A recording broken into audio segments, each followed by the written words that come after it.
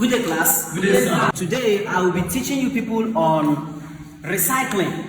What did I say? Recycling. Now, recycling is the ability for you to transform a useless thing into a useful thing. And a perfect example of a useful thing is water.